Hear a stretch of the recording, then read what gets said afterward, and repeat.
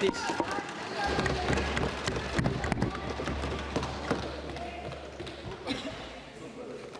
Thank you, sir.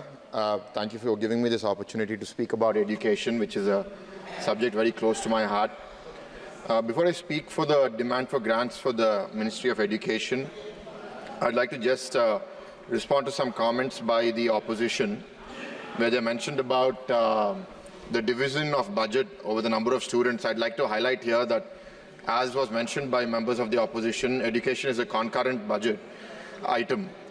It's a concurrent subject, and whatever budget is being spent by the central government is on central government institutions and not on state government institutions and not on private institutions. So the number should be divided by students and faculty members and staff that are in central government institutions. And any drop in the number of schools, amount of budget that is being spent, I think every state is accountable to speak about it, because schools are largely run by state governments and not by central government. So I think we should be careful about how we attribute blame. And I think in this changing world, it's very important for us to recognize what is the role of government. Is it to spend money only, or is it also to enable? I think there's a balance between the both. It is to regulate, is to create good policies for the growth of the education ecosystem, and for those who can afford it, providing high quality education. And for those who can't, I think the government should step in and invest into the future of such citizens of India. So with these prefacing comments, I'd like to get into the demand for grants for the Ministry of Education. I'm only speaking about the Ministry of Education, not commenting on the budget for skill development or entrepreneurship. And I would like to get into specific points appreciating the government. I think overall, the budget has increased from about 1,12,000 crores to 1,20,000 crores over the last year. And I think that's about a 7% increase. We're beating inflation, but as a fellow educator myself, I always hope that we are able to give more money to education, and I think that will keep happening. Going into specific issues, I think the Kendriya Vidyalaya Sangathan, the increase of 11% from 8,300 crores to 9,300 crores is reinstating this strong commitment to enhancing these quality schools in India. The PM Shri program was mentioned. The budget has been increased from 4,000 to 6,050 crores from last year. And this is a strong commitment to enhancing the educational infrastructure and quality across India. Currently, about 10,855 schools have been impacted across 763 districts. And there's a target of impacting more than 14,500 schools through this program. I'd like to also appreciate the STARS program budget, which is largely to improve teacher effectiveness through specialized teacher training. And right now we've got about 3,75,000 schools impacted, 15 lakh teachers trained through this program, and about 4,40,000 crore students who have benefited across 6 states.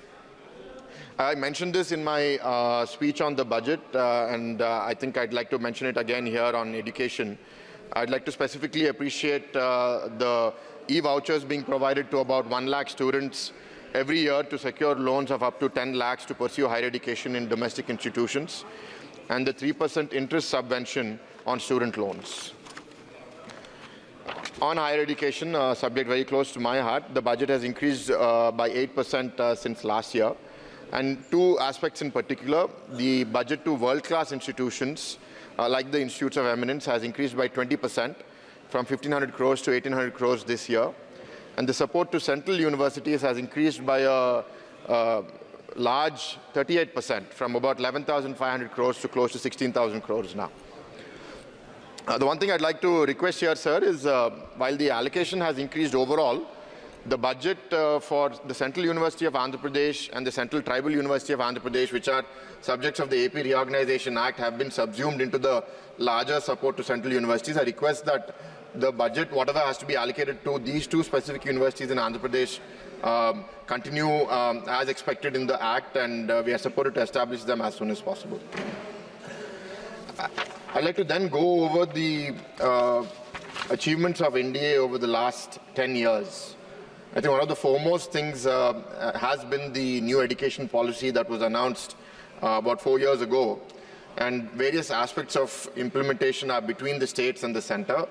there's a huge responsibility on the state governments, on the central government to really see this into reality, because the language of the NEP, as an educator myself, is something that I'm really looking forward to seeing in reality.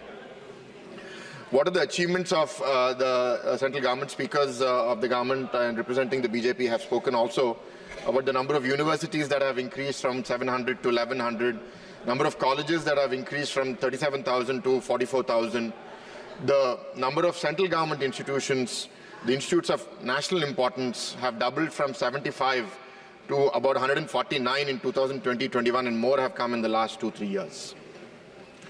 The educational outcomes have been spoken by speakers before me, but I'd like to reinstate my appreciation for the increase in women enrolled from 1.5 crores to 2.1 crores, close to 2.1 crores, indicating a 32% jump in women enrollment. And the ratio between male and female students in higher education is 1 to 1.01.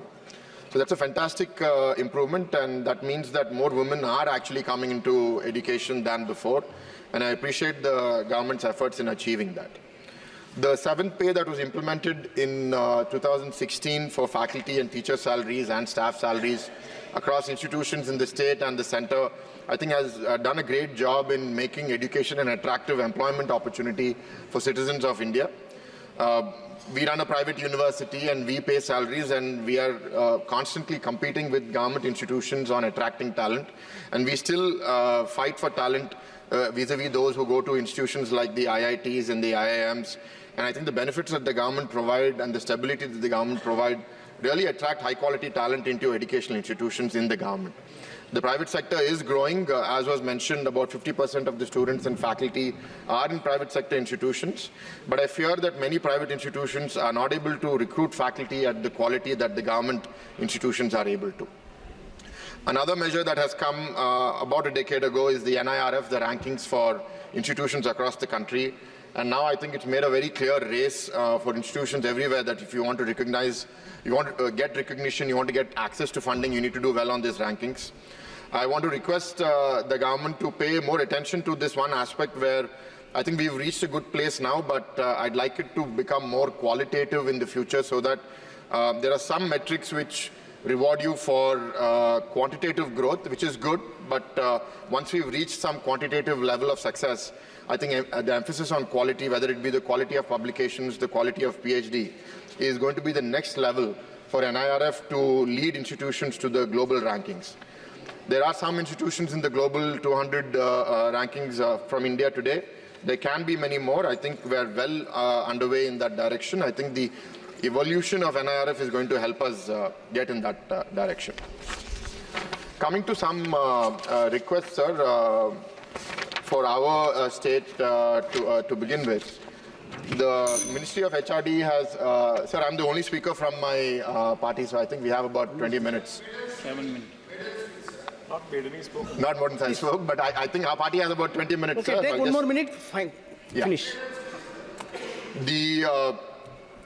For the state of Andhra Pradesh, for a university in my parliament, Andhra University was committed to provide about 1,000 crores over the RUSA, Rashtriya Uchatar Shiksha Abhiyan program. And we've received some money in phase 1 and phase 2 to the tune of 20 and 100 crores. The previous state government has not paid its share, and hence further devolution of funds haven't happened.